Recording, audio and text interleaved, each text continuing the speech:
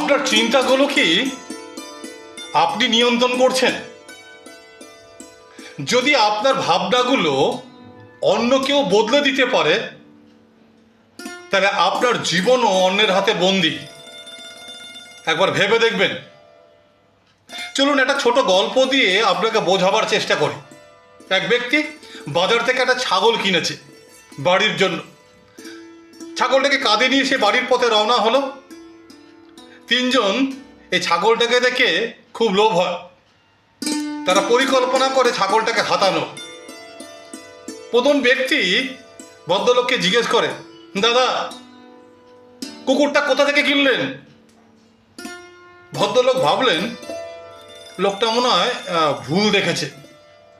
কিছু দূর এগোতেই দ্বিতীয় ব্যক্তি জিজ্ঞেস করে, আরে দাদা, কুকুরটা কত দিয়ে কিনলেন?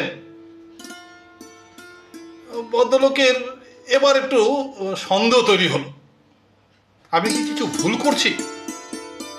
আরেকটু এগোতেই তৃতীয় ব্যক্তি তিনি জিজ্ঞেস করলেন, বাহ দাদা, কুকুরটা বেশ সুন্দর তো, কোথা থেকে কিনলেন?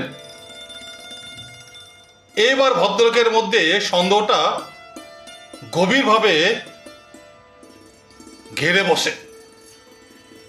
তার মনে হয় সে নিশ্চয়ই ভুল কিছু কিনেছে। সে ছাগলটাকে রাস্তায় ফেলে রেখে চলে যায়। এটা কিন্তু শুধু একটা কোনো গল্প নয়, বাস্তব জীবনেও প্রতিনিয়ত অন্যের কথা, মতামত, সমালোচনা আমাদের ভাবনার ওপর প্রভাব খাটাচ্ছে। বারবার একই কথা শুনতে শুনতে নিজের সত্যটাও আমরা ভুলে যেতে বসেছি। কারণ আমাদের থটকে অন্য কেউ ম্যানেজ করার চেষ্টা করছে। তাই নিজেদের যে ভাবনাগুলো আছে, সে ভাবনাগুলোর দায়িত্ব কিন্তু নিজেদের। নমস্কার, আমি নির্ণয় পাল, থট ম্যানেজমেন্ট এক্সপার্ট। অনেকের মনে হয় থট ম্যানেজমেন্ট আর মোটিভেশন একই জিনিস। না, একই জিনিস নয়। মোটিভেশন হলো সেই জিনিস, আপনি কোনো মোটিভেটরের কাছে গেলেন, তার স্পিচ শুনলেন, ভালো লাগলো, আপনি অনুপ্রাণিত হলেন, যেই বাইরে বেরোলেন, বাইরের নেতিবাচক ভাবনা, ব্যঙ্গ বিদ্রুপ সবকিছু আপনাকে ঘিরে ধরল, বাস আপনার মোটিভেশন গায়েব। কিন্তু থট ম্যানেজমেন্ট একটা প্রক্রিয়া, কিন্তু মোটিভেশন সাময়িক সময়ের অনুভূতি। একবার যদি আপনি এই প্রক্রিয়া আয়ত্ত করতে পারেন, তাহলে বাইরের পরিস্থিতি আপনার কিছু করতে পারবে না। আপনার নিজের চিন্তায় আপনার জীবনকে পরিচালনা করবে। এখন প্রশ্ন হলো, থট ম্যানেজমেন্ট আসলে কি? আমাদের মনের মধ্যে প্রতিদিন হাজার হাজার চিন্তা আসে। এর অনেকগুলি অপ্রয়োজনীয়, কিছু ভয়, সন্দেহ এবং নেতিবাচক। থট ম্যানেজমেন্ট হলো সেই টেকনিক যার মাধ্যমে আমরা আমাদের এই চিন্তাগুলোকে পর্যবেক্ষণ, নির্বাচন এবং পরিচালনা করতে শেখাই। কারণ জীবন বদলাতে হলে প্রথমে বদলাতে হবে ভাবনাকে। এবার বলবো থট ম্যানেজমেন্ট করার 5টি সিম্পল টেকনিক্স। প্রথমত, নিজের মধ্যে একটা অ্যাওয়ারনেস তৈরি করুন। যখনই কোনো নেতিবাচক চিন্তা আসবে, সেই নেতিবাচক চিন্তাটাকে চিনুন, নিজেকে বলুন, হ্যাঁ, আমি নেগেটিভ থিঙ্কিং করছি। দ্বিতীয়ত, পজিটিভ অ্যাফার্মেশন ব্যবহার করুন। যেমন, আমি ব্যর্থ নই, আমি শিখছি, আমি পারবো না এর পরিবর্তে বলুন আমি চেষ্টা করছি। তৃতীয়, ডিপ ব্রিদিং বা মেডিটেশন।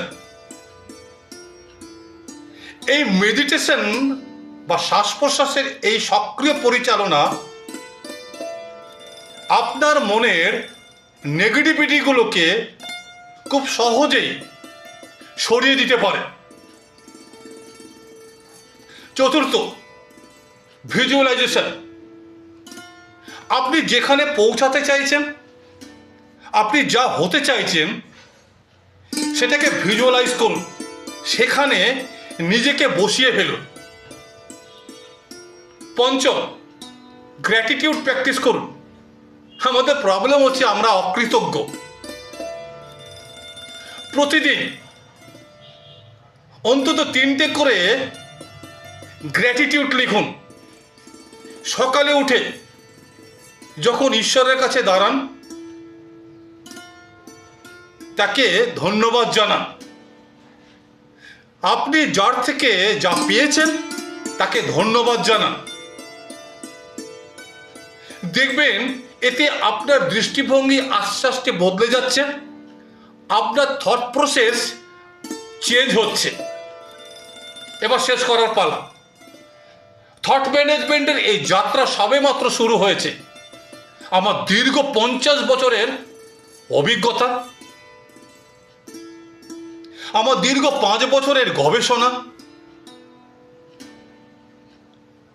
আমার নিজের জীবনের যে অভিজ্ঞতাগুলো ঘটেছিল সেগুলোকে সম্মেলন করে আমি এই থট ম্যানেজমেন্ট কৌশল তৈরি করেছি, যার নাম the art of thought management. পরবর্তী ভিডিওগুলোতে আমি এই নিয়ে আরো বিস্তারিত আলোচনা করব। আজ এই পর্যন্তই থাক। নিজের মনে যত্ন নিন, নিজেকে সময় দিন, আর মনে রাখুন যে নিজের চিন্তাকে নিয়ন্ত্রণ করতে পারে সে নিজের জীবনকেও নিয়ন্ত্রণ করতে পারে।